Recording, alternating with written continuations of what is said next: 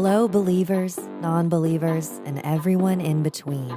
You're listening to Stories with Sapphire. I am Sapphire Sandalo.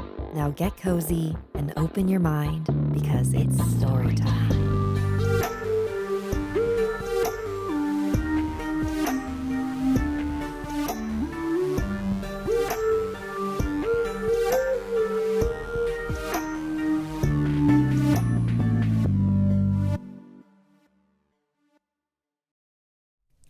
Hello, everyone. Happy Wednesday and welcome to Stories with Sapphire Live. I'm Sapphire Sandalo. This is the live stream I do every Wednesday at 5:30 Pacific Standard Time. I read your emails and stories that may not make it into an official podcast or YouTube episode. Before we get into it, let me say hi to everyone. Hi, Alyssa Marie, Micah, Aaliyah Watson, Rainier Rainy Days, Cresme, Riley Slaya, Abby Ananya, Pablo Aguilar, Giovanni Gerardo. Welcome. So I don't know if any of you saw my most recent YouTube short, but it's a little sneaky peek of what's coming to the channel because animated videos are coming back. I don't know if it will start in 2 weeks or 4 weeks. It depends on how my scheduling over the next couple of weeks goes. So I will let you know. And then those episodes will go up every other week. And then the weeks in between, when I don't have one, it will be just a regular story from my podcast, but there will be a video component to it. So, yay. I hope you guys are excited for that, because this is what you wanted. I don't know why I'm saying it like that. Anyways, welcome to the live stream. At the end of every stream, I pull a card for a collective reading from Angels and Ancestors, one of my favorite decks. All right, let's get into it.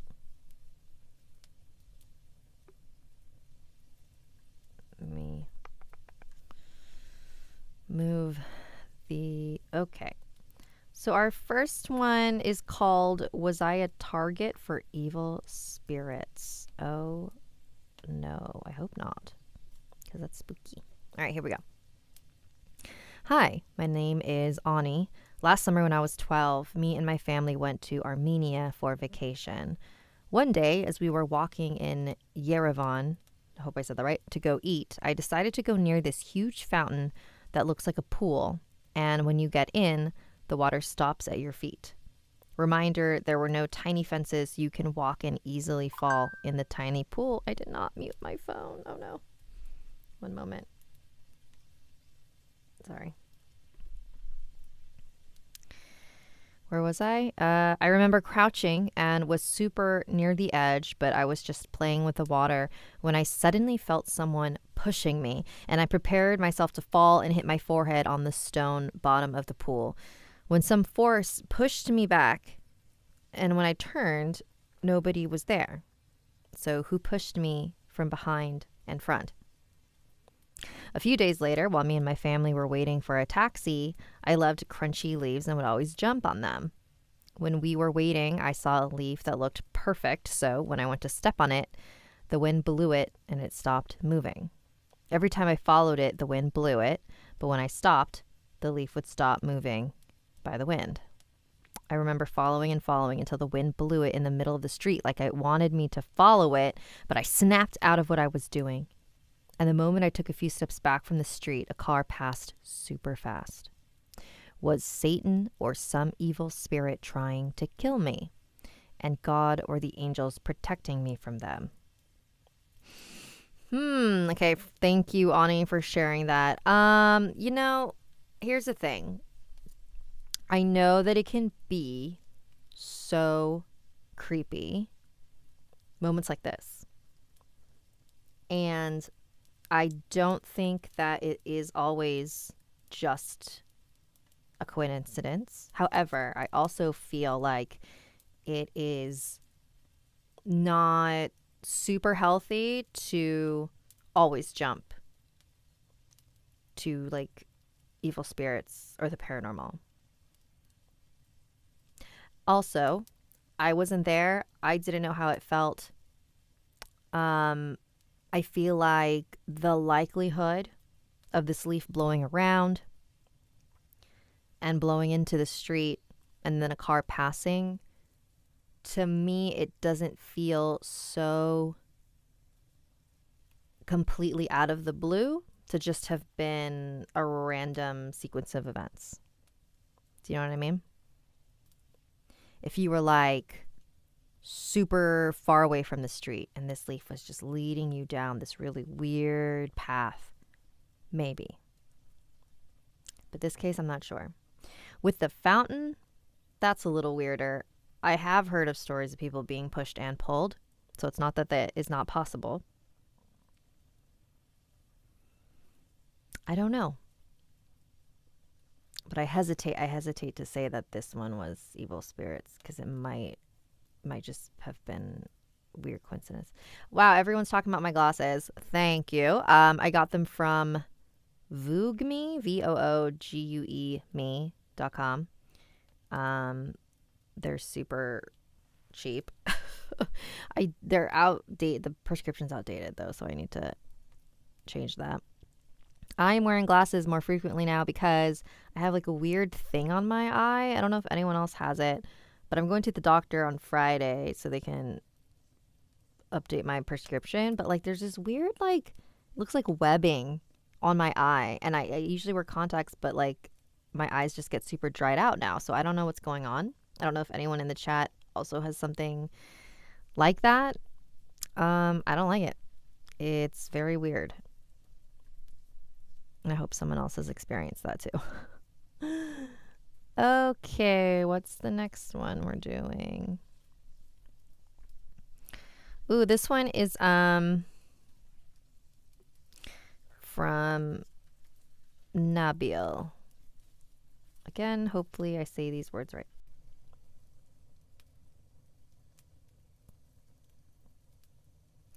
Wait, Demonizer 133 says glaucoma. I don't think that's glaucoma. I'm not entirely sure. I don't think that's it. I looked it up. I think it's like a weird cyst thing. But isn't glaucoma something that happens like super, super late in life? I'm going to Google this after. Okay. Hi, Sapphire. This story is something I made up on the spot, but it's based on a ghost called the Pontianak. I think it's Pontianak. Pontianak? The Pontianak. I used to know this because it's similar to the Filipino one. Pontianak. I think it's Pontianak. We're going to go with that. The Pontianak is said to be the spirit of a woman who has died during pregnancy or childbirth. She wears a white dress and has long black hair. She is a vampiric spirit and can sometimes be seen covered in blood. She lurks in tall trees and thick jungles, but her favorite spot is banana trees. She is mostly sighted in Malaysia, Singapore, and Indonesia. Here's the story. Adam was a YouTube content creator. He would make a variety of different kinds of videos, from gaming, video reactions, to vlogging. He had an all right amount of viewers and subscribers, but it wasn't as much as he would like to have. His views would vary from between 50 to 90 and only had 67 subscribers. Adam needed something different. He needed something fresh, something that would attract more people to his channel. So one day, he decided to scroll through YouTube to see what kind of videos were really popular. He found that ghost hunting content had a lot of views. They were videos where people would go to abandoned places or haunted locations to see if there was some sort of paranormal activity going on. Adam started to watch a few videos and thought that this was something that he could do, but he felt that his video should have something so it wouldn't feel like it was just another ghost hunting video. Then he remembered something his parents used to tell him when he was a child. Do not hang around tall trees at night because that is where the Pontianak lives. She has long hair and a white dress, and she will kill anyone who disturbs her. Adam didn't really believe his parents when he got older because he knew it was just something to keep him from going out at night. But he did know that the Pontianak is a very popular ghost among Malaysians, and since he does live in Malaysia, he will probably get a lot of people's attention. He found a forest reserve called Kuala North Langat Forest and thought that's the perfect place to film. So one late evening, he gathered his filming equipment and drove to this location. It was a huge forest with a lot of tall trees and thick bushes and vines. Adam waited till the sun had set and started filming. Hey guys, and welcome to a new kind of video. Today, we are going to go ghost hunting, but not just for any ghost. We're going to hunt for the most infamous, terrifying spirit, the Pontianak. Adam stepped into the thick jungle and disappeared into the darkness. He walked around the endless forest, talking about the ghost and how huge and creepy the forest was. This happened for a very long time, until he eventually got bored. There was no sighting of the spirit, and all he could see was tall trees and thick greenery. When he decided to turn back, he realized he didn't know where he was. Everywhere looked the same. Adam started to get worried. How was he supposed to get home if he didn't know where he came from? He decided to walk the opposite direction and hope that it was the right way. It was not. He was truly lost in the dark of this huge forest. Adam started to feel anxious and scared. He didn't know what to do. Then came a smell. It was a sweet smell, the smell of flowers. Adam looked around to see where it came from, but it soon disappeared. Then he saw, at the far distance, leaning against one of the trees, a woman.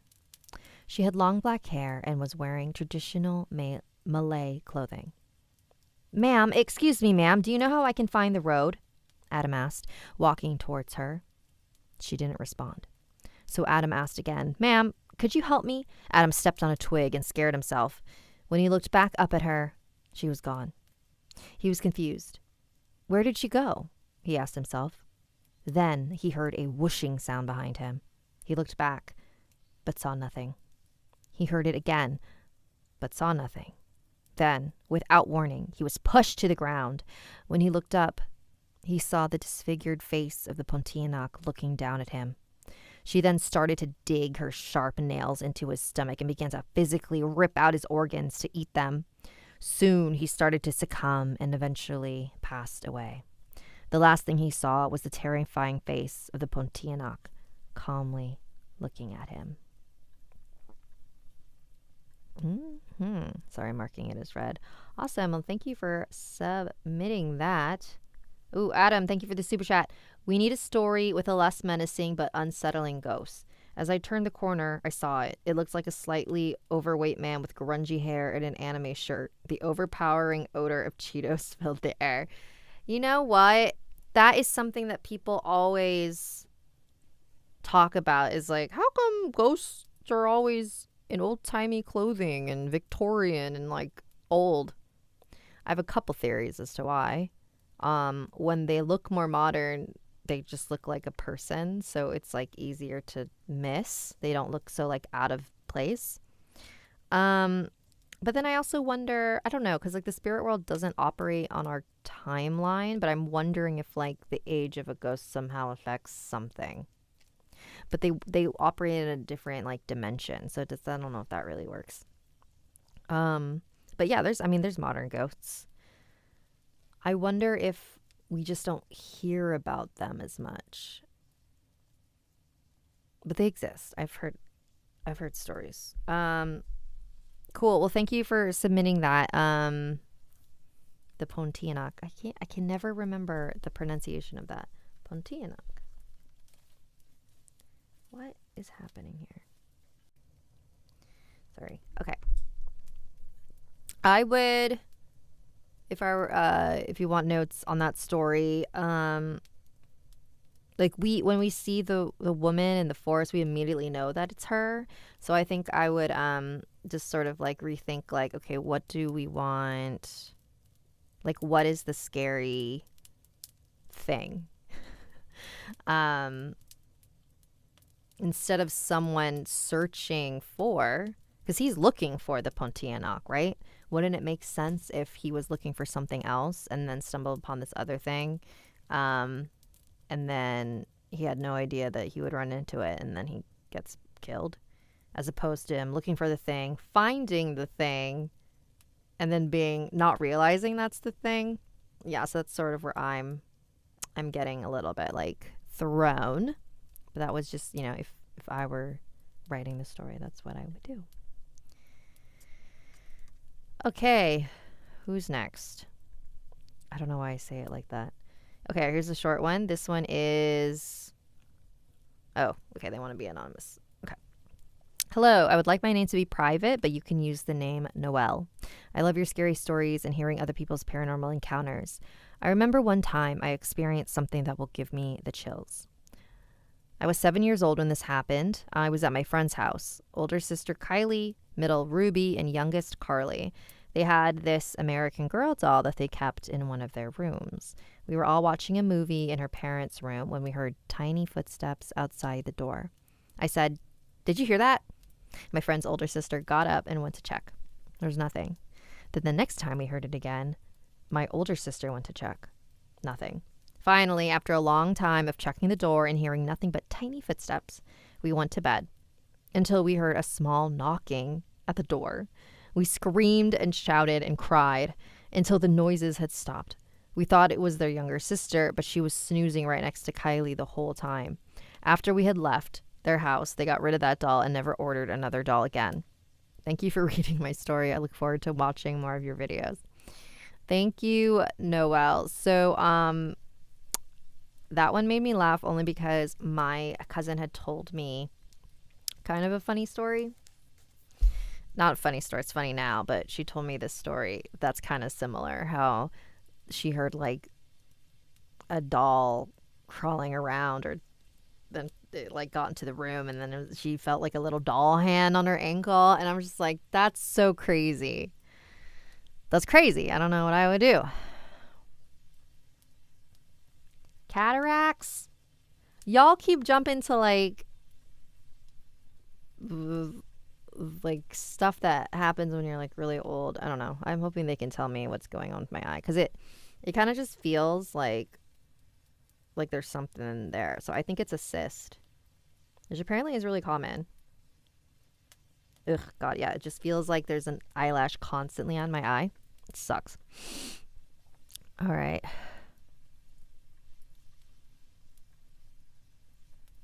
Mm-hmm. All right. This one's called The Timba.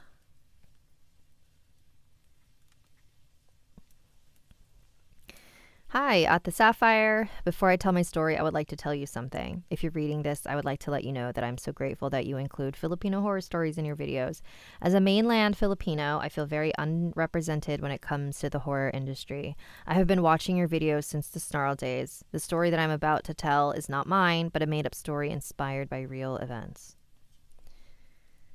Back when I was in elementary school in the city of Mandaluyong in Manila, I've always wondered how small our school was compared to other elementary schools in the area.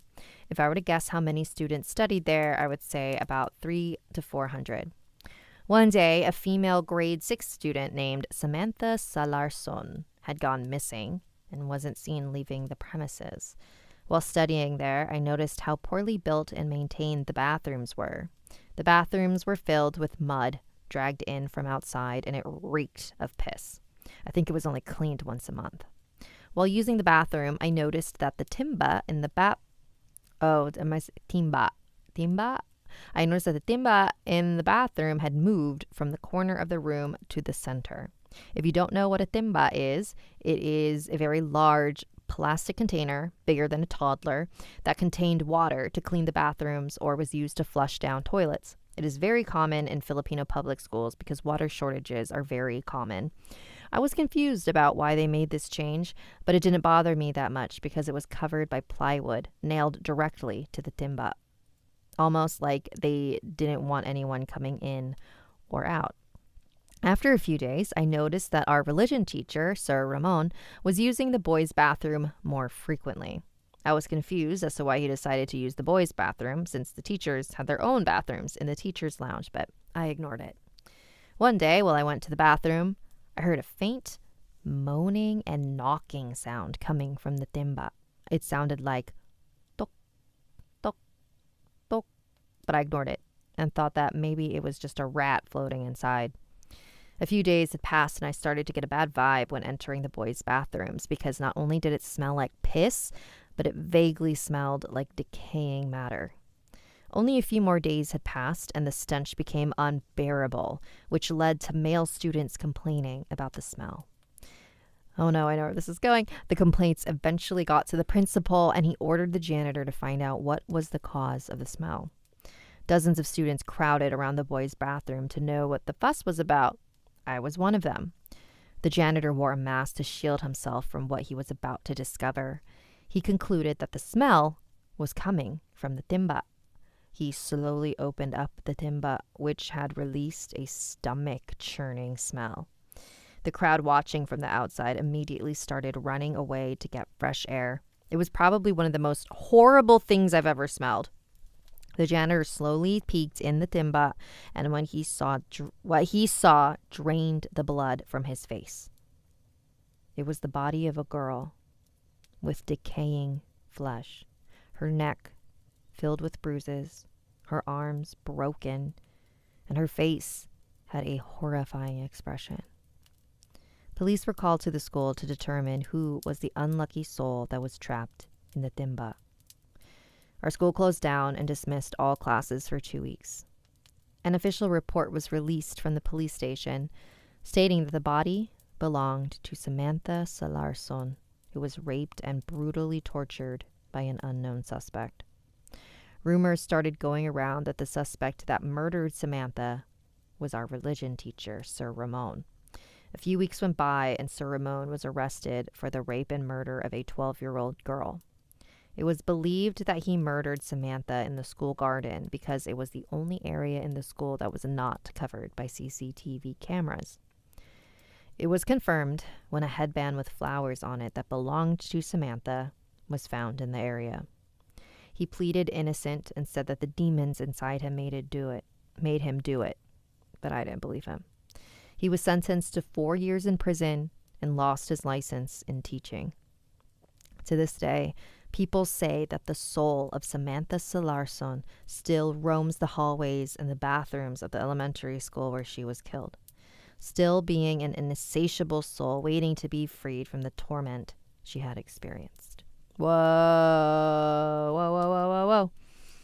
Wait, a made-up story inspired by real events. I need to know what the real events were that inspired this. That's crazy. Yeah, so if you have never been to the Philippines, it's like this giant like tub, and then you have like a little a bucket, and then you like scoop it, and then you like flush the toilet that way. Oh, it was great. Adam, thanks for the super chat. Smelled like piss and decay, so like a men's bathroom. Yeah, just, classic standard men's bathroom. Nothing weird going on here. Demonizer 133, at the Sapphire, your update on what the doctor says about your eye should be a scary story. Just psych us out with a freaky tale before giving us the real news. It would be a real meta moment. And wear an eye patch. Oh, boy. I'm sure here's the thing, I'm sure it's fine. It's just annoying, if anything. But I wonder if it's from wearing my contacts. I don't know. I don't wear my contacts all the time, though. So, how would I dry them out? We'll never know. All right, y'all. That was a great last story to end it on. And now we're going to pull a card. This is your message for the rest of the week. 3. 3, 5, 5. No.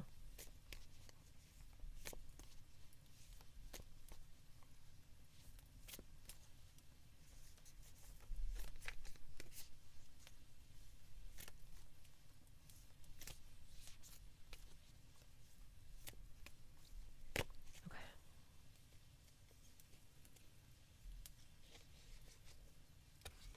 1, 2,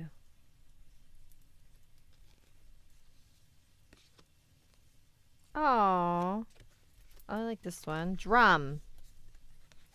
Dream and journey. All right, what is the message of the drum? I always forget. Drum. Okay. Journey inwards to uncover insights and information that will be important for your path. Then follow the guidance. In shamanic traditions in all four corners of the world, the drum is recognized as the main tool used by medicine men and women to direct their will and aid meditation. A drum beat can become hypnotic and send those listening into an altered state that can allow them to journey to the spiritual realms and meet their guides. When the drum card appears in a reading, there are opportunities for you to dream or to bring an inner vision into reality. You are very connected to the other worlds at this time. The wisdom and intelligence of the earth and her magic surrounds you. The drum, which echoes the sound of Mother Earth's heartbeat, has cleared the cobwebs and dust from your inner vision. What you have seen in your dreams and inner vision is not imagination, but guidance, particularly if it has been coming to you repeatedly and has the potential to become reality. Dreams come true. Know it and live it. Oh boy, let's not talk about the lady with the 27 contacts in her eyes. Oh, I made the mistake of Googling it because I wanted to see what it looked like. And it wasn't like crazy gross, but it was just like fascinating. Like how do you let it get that bad? Unless, you have like some sort of memory problem, like there's no reason to constantly forget that you have your contacts in your eye. I mean, I've forgotten them like once or twice, but not 27 times. That's crazy. All right, everyone, that is the end of our live stream. Thank you so much for joining. Aaliyah Watson, Belt Outheiser, Cresme, Adam Lombardo, Cerisi, Lunath, Weekly Creep, London Mason, Victoria. I will also be live streaming tomorrow at 4 p.m. Pacific Standard Time. Abby, Ananya, don't worry. I'm sure your eyes will be okay. I'm sure my eyes are fine, but it's just like annoying. I just want them to be fixed. That's my problem. I'm like, the second I feel even just like slightly uncomfortable, I'm like, no. We gotta fix it. Which is good and bad. All right, everyone. Have a great rest of your night. I'll see you next week or tomorrow.